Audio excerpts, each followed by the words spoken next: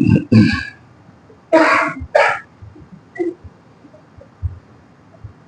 اللہ الرحمن الرحیم نحمده ونصلي ونسلم على حبيبه ونبيه ورسوله الكريم الأمين العزيز الرؤوف الرحيم وعلى آله وأصحابه الأفضلين الأكرمين أجمعين أما بعد فأعوذ بالله من الشيطان الرجيم بسم الله الرحمن الرحيم وإذ قال إبراهيم رب اجعل هذا البلد آمنا واجنبني وبني أن نعبد الأصنام صدق الله العظيم. حصول برکت کے لیے درود شریف پڑھ لیں. اللهم صل وسلم وبارك على سيدنا وشفيعنا وحبيبنا ومولانا محمد وآله وبارك وسلم صلی اللہ تعالی علیہ وسلم. سورہ ابراہیم سورہ نمبر 14 کی آیت نمبر 34 تک کا درج ہو چکا ہے. آپ اللہ کی نعمت کو شمار نہیں کر سکتے، ہاں شکریہ ضرور ادا کر سکتے ہیں. اپنی حیثیت اور اپنی بساط کے مطابق جب تک سانس باقی ہے شکریہ ادا کرتے رہیں. اللہ تعالیٰ یہی چاہتا ہے. آپ سمجھیں کہ ہم اپنی زندگی کا حق ادا کر رہے ہیں یا کر چکے ہیں یا کر سکتے ہیں، یہ امپاسبل ہے. ہاں عبادت کر رہے ہیں تو جو لمحے عبادت میں گزر رہے ہیں زندگی کا وہ لمحہ حق کا لمحہ ہے، لیکن جو لمحے آپ کے عبادت میں نہیں گزر رہے وہ لمحے ویسٹ ہے. اللہ تعالیٰ ہم سب کو آخری سانس تک اپنی مرضی کے مطابق جینا نصیب فرمائے. وَإِذْ قَالَ ابراہیم، چونکہ 3 4 5 آیتیں خود بڑی خوبصورت ہے. یاد کرو جب ابراہیم علی نبینا علیہ الصلوۃ والسلام نے اپنے رب سے عرض کیا ہے پروردگار اس شہر کو امن والا بنانا. سارے انبیاء کرام کی فکر امت سب سے بڑی یہی تھی کہ لوگ ہدایت پر رہیں، لوگ گمراہی سے بچیں، شرک سے بچیں. سارے نبیوں کی امت کی یہی فکر تھی، لیکن بالخصوص آپ کے اور ہمارے نبی امام الانبیاء محمد رسول اللہ صلی اللہ علیہ وسلم کی شان فکر امت منفرد ہے.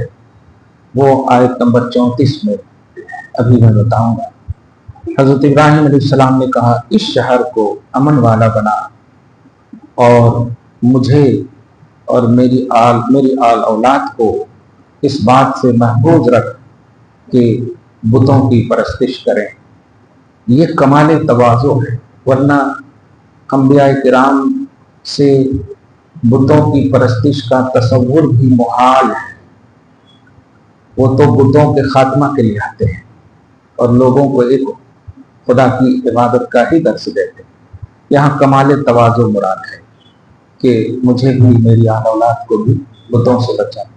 ذہن یہ دینا چاہتے ہیں کہ سوچ نبی جب ایسی کبھی حرکات سے پناہ مانگتے ہیں جو سلیکٹڈ ہوتے ہیں تو عام امتیوں کو کتنا بتوں سے دور اور پرہیز ہونا چاہیے. آج ہم سب یہودی کلچر، عیسائی کلچر کو کس دھڑلے انداز میں اپنا رہے ہیں یہ کہنے کی بات نہیں ہے، مخفی بات ہے. سوشل میڈیا پہ سب دکھ رہا ہے. اللہ ہم سب کو صحابہ کی سیرت، اہل بیت کی سیرت نصیب فرمائے. اب جو آیت آ رہی ہے یہ آیت اور سورۃ المائدہ کی آیت نمبر 118، یہ 2 آیت واقعتاً زندگی میں انقلاب کی آیت ہے. جملے پہ پہلے غور کرنا، یعنی چینجنگ فار لائف، زندگی کو بدلنے کے لیے اگر یہ 2 آیت پر عمل کر لیں، دھیان دے دیں تو مکمل کافی ہے. دھیان کا مطلب یہی ہے کہ یہ 2 آیت کا وہ پس منظر ہے کہ ابھی آپ خود محسوس کریں. رب پروردگار انہن اضللن کثیرا من الناس، ان بتوں نے بہت سے لوگوں کو گمراہ کیا. یہ حضرت ابراہیم بول رہے ہیں.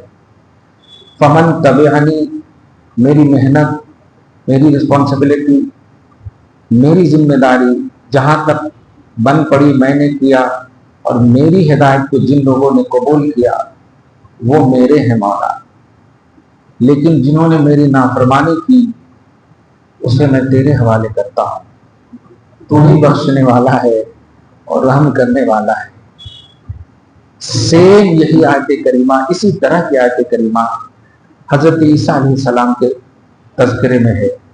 انہوں نے بھی ایسے ہی کہا ان تعذبہم فإنہم عبادک، اے پروردگار محنت تو میں نے کی ہے، اب نہیں مانے تو میں کیا کروں.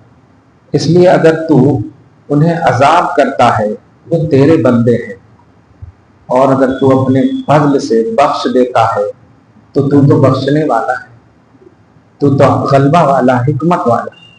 نبی کی ان دو آیتوں سے ابراہیم علیہ السلام کی اور حضرت عیسیٰ علیہ السلام دونوں کی امت کی فکر کے حوالے سے ایک عنوان ملے گا کہ انبیاء کرام اور فکر امت.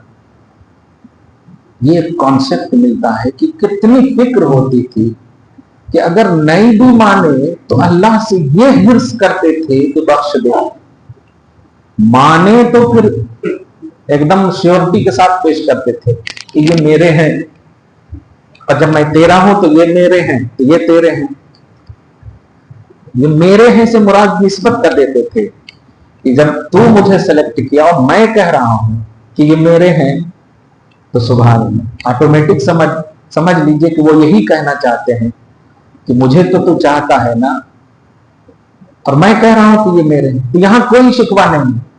اسی لیے ان دونوں آیتوں کو جب بھی میرے نبی تلاوت فرماتے، صحیح مسلم کی حدیث ہے، تفسیر ابن کثیر وغیرہ میں بھی ہے، بڑی ڈیٹیل کے ساتھ ہمیشہ روتے میرے آقا صلی اللہ علیہ وسلم. یہاں صرف ایک تصور مل رہا ہے کہ انبیاء کرام کی فکریں یہ ہوتی، لیکن کسی نبی کے حوالے سے یہ نہیں میں نے پڑھا کہ وہ غم میں روتے تھے. رسپانسبل تھے، اسٹرانگ تھے، فکریں اسٹرانگ تھی، یہ سب ہے، لیکن غم میں رونا یہ صرف آپ کے نبی کی شان ہے.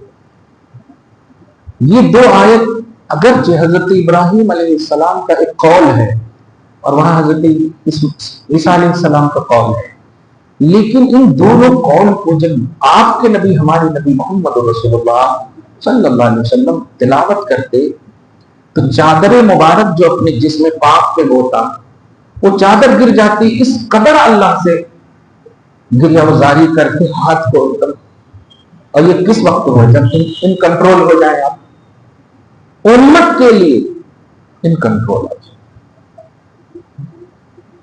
حالانکہ کئی موقعوں سے ابو بکر صدیق وغیرہ کی روایت ملتی ہے، یار کیا کر رہے ہیں، ارے آپ کے صدقے میں تو اگلے پچھلے ماہ کیا کر رہے ہیں، غور تو کہتے تھے غور کرو غور کرو. اللہ اچھوں کو تو بخشے گا ہی، سوال یہ ہے کہ گناہگار کو جو عذاب دے گا یہ مجھ سے کیسا برداشت، یہ بات اس کا فبقا آہوزاری کرتے، گریہ وزاری کرتے. آپ جب مطالعہ کریں گے نا قرآن پاک کا، سورۃ الکہف کی ابتدائی آیتیں، سورۃ الشعراء کی ابتدائی آیتیں، اور اسی طرح دیگر آیتوں میں آپ دیکھیں گے کبھی کبھی جبرائیل کو اللہ پاک ایسی بھی آیتیں لے کر بھیجا ہے، میرے حبیب کیا کر رہے ہو، جیسے ابو بکر صدیق کیا کر رہے ہیں. اب جیسے قیام اللیل اتنا فرماتے تھے آپ کہ حضرت عائشہ کہتی تھی کیا کر رہے ہیں آپ، کہ آپ اللہ کے سلیکٹڈ ہیں، آپ کے وسیلے سے تو اگلے اور پچھلے معاف ہوں گے، اگلے پچھلے کے گناہ معاف کیے جائیں گے، آپ تو ایسے محبوب ہیں. صحیح بخاری میں روایت. مطلب کہنا یہ کہ آپ جو اتنی مشقت اٹھاتے ہیں تو نبی کا یہی جواب ہوتا ہے کہ میں صرف مشقت اپنی امت کے لیے اٹھاتا ہوں. تم کیا سوچتی ہو میں اپنے لیے، یہ تو تم اپنی زبان سے خود کہہ رہے ہو کہ میں محبوب خدا ہوں، محبوب خدا ہو کر کے محبوبیت کی بنیاد پر نہیں، اپنی امت کی فکروں کی بنیاد پر ہے۔ عبداللہ ابن مسعود قرآن کی بہت خوبصورت تلاوت کرتے تھے، ٹھہر کر اتنا اچھا پڑھتے کہ ان کو بلا بلا کر رسول پاک صلی اللہ علیہ وسلم مطلب کہتے تھے تلاوت کرو، اچھی آواز، اچھی تلاوت، پورے ایک دم اداؤں کے ساتھ۔ ایک موقع سے اسے تلاوت کرتے کرتے حضرت سورہ نساء کی آیت نمبر 80 کے پاس آئے اور اس میں تلاوت کی کہ جئنا بک علی ہؤلاء شہیدا، آیت نمبر 41، فکیف اذا جئنا من کل امۃ بشہید۔ یہ تلاوت کیے تو تلاوت میں مگن تھے، نبی خوش تھے تو اور مگن، لیکن اچانک نبی کی آنکھوں سے مطلب بارش کی طرح برسات ہونے لگی آنسوؤں کی، اور رک گئے۔ یہ کیا؟ عرض کرتی یا رسول اللہ کچھ غلط پڑھ دیا کیا؟ کچھ غلط؟ نہیں، اس کو پھر سے پڑھو، دیکھ کر پڑھو۔ جب پڑھتے ہیں تو اب سنیے، فَكَيْفَ إِذَا جِئْنَا مِنْ كُلِّ أُمَّةٍ بِشَهِيدٍ، کیسا حال ہوگا آپ کا؟ اپن لفظ پر غور کیجیے، اللہ کہہ رہا حبیب آپ کا کیسا حال ہوگا۔ کیفا بولتے کیفیت کو، نہیں، کس کنڈیشن میں ہوں گے آپ؟ میں نے دیکھے ہیں آپ کے صبح و شام کو، وہ حال کیسا ہوگا جب میں حساب لینے کے لیے ساری امت سے ایک وٹنس کو لاؤں گا، نوح کو لاؤں گا، اپنی امت کی گواہی دو، آدم کو، تمام نبیوں کو لاؤں گا، گواہی دینے والے سب دیں گے، لیکن تمام کی گواہی ایک طرف، میں سیٹسفائی مکمل نہیں ہوں گا۔ ان تمام گواہوں کے بعد آپ کی آخری گواہی ہوگی۔ تو امت تو باتیں کھل جاتی ہے میرا، لیکن آپ محسوس کیجئے اللہ خالق ہو کر کے اس کیفیت کو امت کے دلوں میں ڈالنا چاہتا ہے۔ میں جانتا ہوں کہ اس وقت آپ کا حال کیا ہوگا۔ جو ایک ایک سیکنڈ فکر امت میں گزارا ہو، جب میں گواہی دینے کے لیے پیش کروں گا، جن کے سامنے پورے پاسٹ پریزنٹ فیوچر کے دستاویزات ہوں، جو اپنی امت کے صبح و شام، رات کے اجالے اور دن کی تاریکیاں سب جانتے ہوں، امت کے سارے عمل سے باخبر ہوں، جن کو یہ لیول میں نے دیا ہے، وہ حال کیا ہوگا۔ تو یہاں عظمت بھی ہے اور فکر امت کی انتہا کا عنوان بھی ہے، فکر امت کی انتہا کا عنوان بھی ہے۔ عبداللہ، اور دیکھو اللہ کیا کہہ رہا ہے، مجھے اس کا غم نہیں ہے کہ ابو بکر، عمر، عثمان، علی، مجھے صحابہ اور مجھے تمام متقیوں کا غم نہیں ہے، مجھے ان کا غم ہے جو گناہ گار ہے۔ اور اللہ کہہ رہا ہے کہ میں مانوں گا گواہی،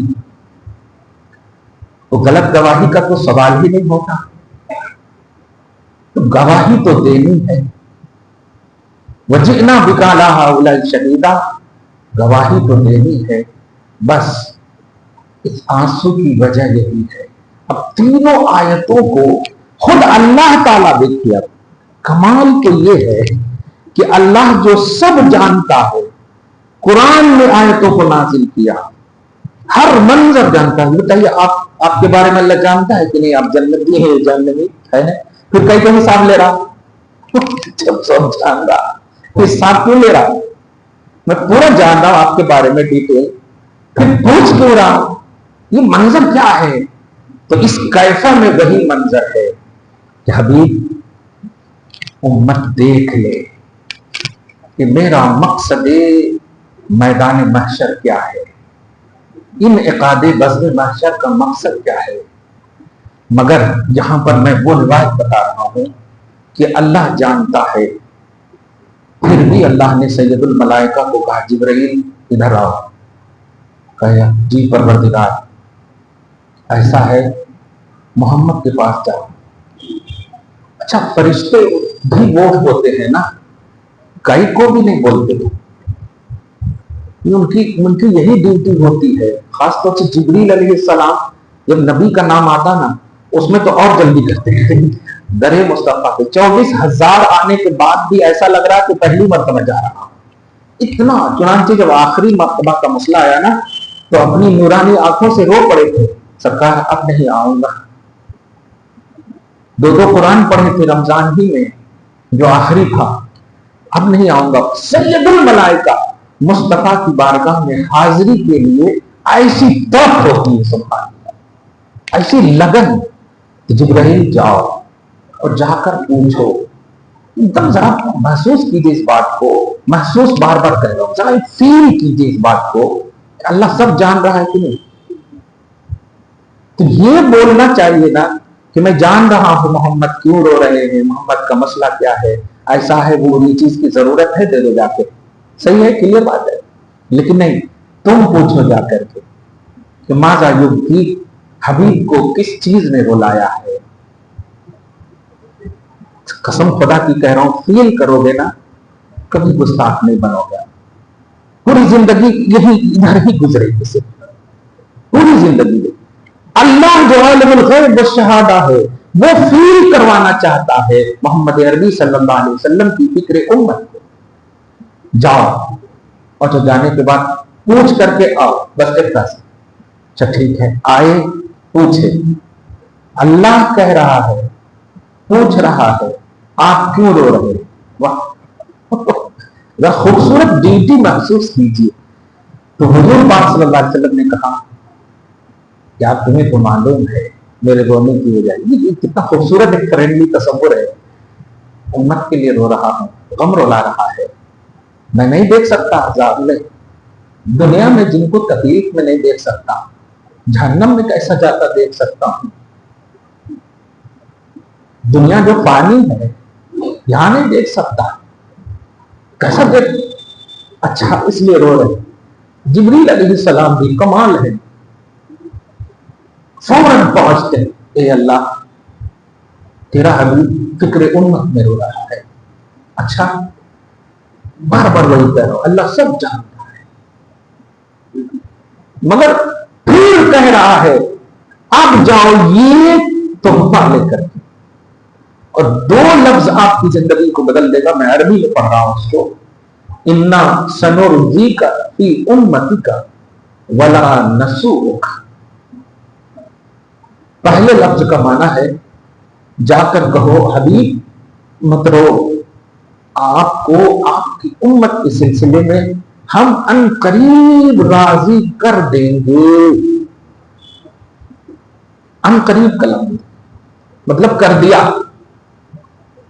ولا نسوک, اور جو آپ سوچ رہے ہیں نا کہ آپ کو تکلیف ہوگی امت جب جہنم میں جاگی تو آپ کو یہ تکلیف ہوگی نا, یہ دکھ جو ہوگا نا, ہم آپ کو آپ کی امت کے سلسلے میں دکھ نہیں دیں.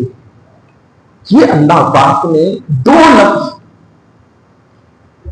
اللہ عالم الغیب والشہادہ ہے, سید الملائکہ ضرورت بھی نہیں ہے, محمد عربی بھی شان والے ہیں, لیکن یہاں پر عنوان کوئی نہیں ہے, ہم عنوان ہیں. ہم اس لیے میں بول رہا ہوں فخر سے کیونکہ صحابہ علی, فاطمہ, حسن, حسین, اہل بیت اطہار, یہ سب کے بارے میں تو خیر سوچ ہی نہیں سکتے آپ. غوث پاک عبد القادر جیلانی, نبی صدیق, شہید, شہداء, صالحین, اس کے بارے میں تو آپ سوچ ہی نہیں سکتے, یہ تو گارنٹیڈ ہے. تو پھر روئے کس کے لیے نبی؟ صدیق اکبر کے لیے تو روئیں گے نہیں, علی فاطمہ کے لیے تو روئیں گے نہیں, تو روئے کس لیے نبی؟ اور اللہ تعالیٰ جو آشواسن دے رہا ہے, جو گارنٹی دے رہا ہے, وہ کس کے لیے دے رہا ہے؟ یہ ہے ہمارے لیے دے رہا ہے. ہم کیا کر رہے ہیں اب آپ بتائیں. 1400 سال پہلے ہم پشتوں میں بھی سمجھے پشتوں کی دنیا میں تھے, معلوم کی دنیا میں تھے, نئے بڑی دنیا میں تھے, مگر اللہ کا نبی ہمارے لیے رو رہا ہے. قیامت تک کے جتنے گنہگار امتی ہیں, مرد عورت سب, ان کے لیے رو رہا ہے.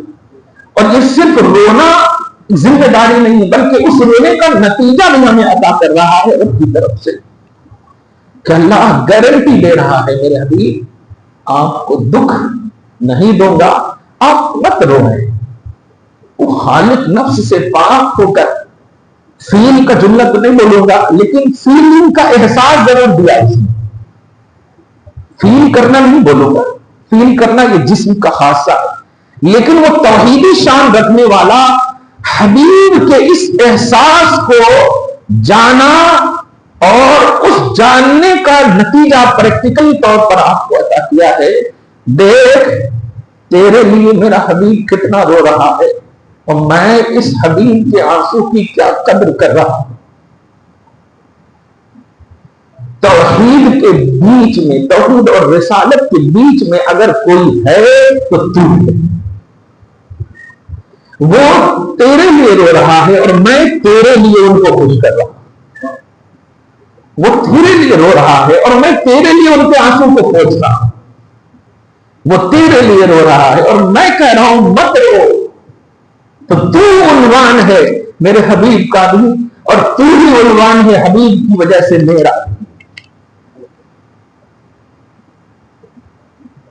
اللہ پاک کے نبی صلی اللہ علیہ وسلم نے جب یہ دونوں آیت کریمہ کی جب بھی تلاوت کرتے، چونکہ قرآن ہمیشہ روتے، باوجود کہ اللہ پاک نے آپ کو یہ یقین دے دیا کہ امت کے غم میں نہ روئے، امت کے لیے آپ پریشان نہ ہو، لیکن مسلسل رونا صبح قیامت تک کی امت کو یہ ذہن دے رہا ہے، اے امتیو غافل نہ ہونا، میں نے تو رب سے تمہاری بخشش کروا دی ہے، لیکن آخری سانس تک اس نعمت کی حفاظت کرنا، میں بھی دیکھو آخری لمحے تک تیرے لیے فکر میں ہوں۔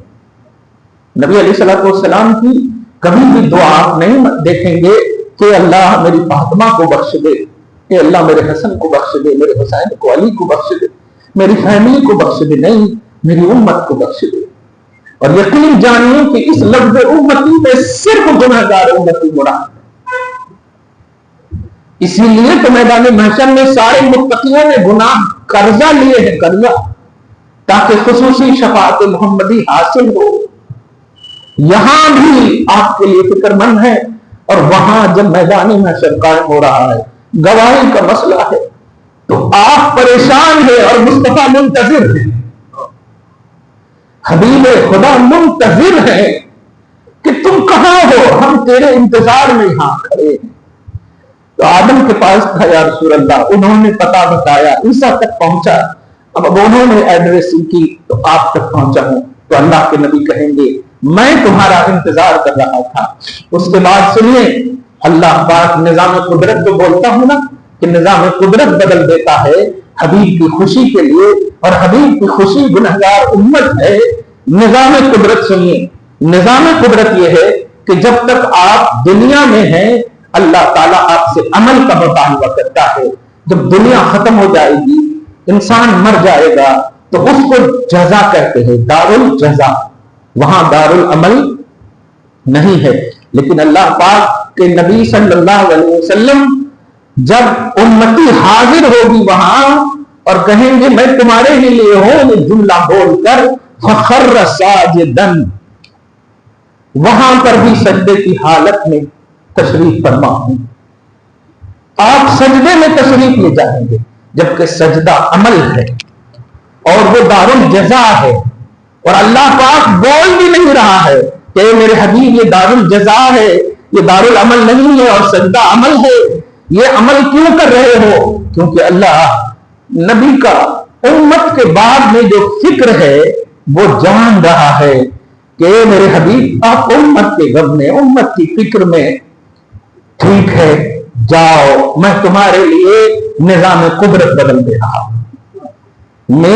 میرا نظام یہ ہے کہ یہاں کوئی عمل نہیں، مانو میں بھی عمل کرنے کا موقع تو نہیں دیا جائے گا، لیکن حبیب کے لیے میں اپنا نظام بدل دوں گا، میں مالک ہوں، خالق ہوں، میرا حبیب جو چاہے وہی ہوگا، سجدے میں بھی اللہ پاک کہے گا میرے حبیب نہیں، سجدے کو میں جھکنا برداشت نہیں کر سکتا، گرنا کیسے برداشت کروں گا؟ یہ سر کو بلند کرنے کے لیے ہی محشر میں نے قائم کیا ہے،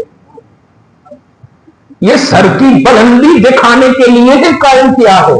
ارشاد ہوگا ارفع رأسک، اپنے سر کو مرفوع کیجئے، بلند کیجئے، یہ سر جھکے نہیں، حبیب سر اٹھائیے، دیر مت کیجئے۔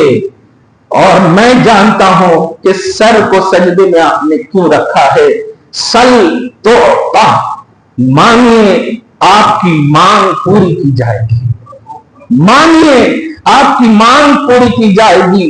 وشفع تو شفاعت کیجئے، آپ کی شفاعت قبول کی جائے گی۔ اب ذرا محسوس کیجئے، 3 لفظ ہے، سر کو اٹھائیے، بلند کیجئے، مانگیے، شفاعت کیجئے۔ یہ 3 لفظ اللہ نے کیوں کہا؟ سر کو بلند کیجئے کافی تھا، یا پھر مانگیے یہ بھی کافی تھا، اس شفاعت کیجئے، یہ تین اس کی جھنکار، اس کے نکات کو سنیے۔ اللہ پاک جب یہ کہے گا تو جانتے ہیں حبیب صلی اللہ علیہ وسلم ایک جملہ کہیں گے جو میں عربی کے تمام ترجموں کو اردو میں بول رہا ہوں، اے اللہ سارے متقی پرہیزگار تیرے ہیں، سارے گنہگار تیرے ہیں۔ اب آپ سوچیے، ظاہر ہے اللہ نے کہا جس کی شفاعت کرنی، اور ظاہر ہے شفاعت کی پاسبلٹی اسی وقت ہے، شفاعت کا معاملہ اسی وقت ہے جب گناہ ہو، اور گناہ نہیں ہوگا تو شفاعت کیوں کریں گے؟ سب اچھے ہی ہوں گے تو شفاعت کیوں کریں گے؟ اسی لیے شفیع المذنبین، مذنبین کا مطلب گنہگاروں کی شفاعت کرنے والے، اس کا مطلب یہ ہوا حضور شفیع کو اللہ نے شفیع اسی لیے بنایا ہے کہ گنہگار ہے امت۔ اگر گنہگار ہونے کا پیمانہ نہ ہوتا توحید کا تو حضور شفیع ہوتے ہی نہیں۔ اللہ پاک نے کہا اشفع، بخاری کا جملہ ہے، تو شفاعت کیجئے جس کی کرنی ہے۔ آج میں قدرت کا نظام بدل دیا ہوں، میں آج انہیں نہیں دیکھوں گا کہ کس کو بخش رہا ہوں، میں یہ دیکھوں گا کہ لب مصطفیٰ کب تک ہلتا ہے اور کس کس کے لیے ہلتا ہے۔ اسی لیے مسلمانوں، آخری بات کہہ رہا ہوں، دعا کرو تو اپنے عمل کو، اپنی کوالٹی یا کوانٹیٹی کو نہ دیکھ، بلکہ رب سے بھی کہو مولا حبیب کو لایا ہوں تیرے پاس، حبیب کو لایا ہوں تیرے پاس۔ یہ پاس رکھیے اپنے پاس، یہی پاس ہے آپ کو مکمل پاسنگ نمبر کا، الحمدللہ، ورنہ کچھ نہیں ہے آپ کے پاس۔ وہ رب لحاظ کر رہا ہے، آپ شفاعت کیجئے، میں فرق شروع کرتا ہوں، آپ شفاعت کیجئے، ریکویسٹ شروع کیجئے، میں مغفرت شروع کرتا ہوں۔ اب آپ بتائیے، اللہ سب جانتا ہے کون جنتی ہے کون جہنمی ہے، لیکن اللہ پاک مغفرت کا آغاز اس وقت تک نہیں کرے گا جب تک حبیب پاک شفاعت کا آغاز نہیں۔ شفاعت کا آغاز ہوگا، ان کی شفاعت کرتا ہوں، ان کا ریکویسٹ کرتا ہوں، ان کو بخش دے مولا، تو اللہ پوچھے گا بھی نہیں، حالانکہ پورے دستاویزات اور دفتر موجود ہے، سارے سیاہ نامے، سارے اعمال نامے موجود ہیں ہمارے۔ اعمال تو کہہ رہے تھے کہ داروغ جہنم لے جاؤ انہیں، اور اب تیار بھی ہیں داروغ جہنم، لیکن لب مصطفیٰ نے روک دیا ہے۔ نبی نے کہا، لیکن ایک بات یاد رکھنا، گنہگار ہونے کا یہ مطلب ہے کہ آپ گستاخ نہ ہونا۔ گنہگار کا مطلب نماز چھوٹ گئی، حج چھوٹ گئے، زکات چھوٹ گئے، حقوق اللہ یا حقوق العباد میں کمیاں بیشیاں ہو گئی، یہ ہے مطلب۔ گستاخ نبی یا گستاخ ولی نہ ہونا۔ گستاخی اسے کہتے ہیں کہ گناہ پر جری ہو جانا۔ ماں کا دل دکھایا آپ نے، آپ ایکسکیوز کر رہے ہیں، ایکسپلینیشن دے رہے ہیں، نہیں، گناہ کیے ہیں تو نادم ہوئیے، کیونکہ گناہ تو ہو گئے، آپ کا لکھا جا چکا ہے۔ میٹا دیکھیے گا، آپ کوئی تحریر کیجئے، میٹیں گے میں تو کچھ نہ کچھ تو رہتا کہ نہیں، پینسل سے بھی آپ لکھیں گے اور میٹ دیں تو وہ لکھاوٹ محسوس کی جا سکتی ہے۔ تو یہی مطلب ہے، آپ گنہگار ہیں، گنہگاروں کی شفاعت ہوگی، گنہگاروں کی بخشش ہوگی، گستاخوں کی نہیں۔ یہاں تک کہ نبی صلی اللہ علیہ وسلم उन गुस्ताखों के लिए लब हिलाना भी शुरू करेंगे। नहीं, परवरदिगार कहेगा नहीं मेरे मौला, नहीं मेरे महबूब, नहीं मेरे आका, नहीं मेरे हबीब, नहीं मेरे प्यारे, ये नहीं। कहा क्यों मौला, तूने तो कहा ना कि बख्श। हाँ, ये गुस्ताख तेरे हैं, मेरे गुनहगार तेरे हवाले हैं, लेकिन तेरे जो मुजरिम है ना वो उनको नहीं बख्शूंगा।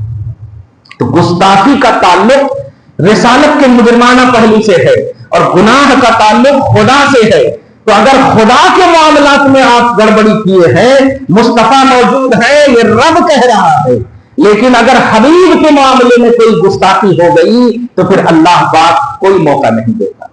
तो शफाअत होगी गुनहगारों की, गुस्ताखों की नहीं होगी। दुआ है अल्लाह ताला आज के इस खुसूसी दर्स को हबीब पाक साहिबुल औलाद के वसीले से कबूल फरमाए, अपनी शान करीमी के मुताबिक अजर अता फरमाए, घर बार में औलाद में बरकतें अता फरमाए, फसलों की बख्शिश और नस्लों की हिफाजत फरमाए।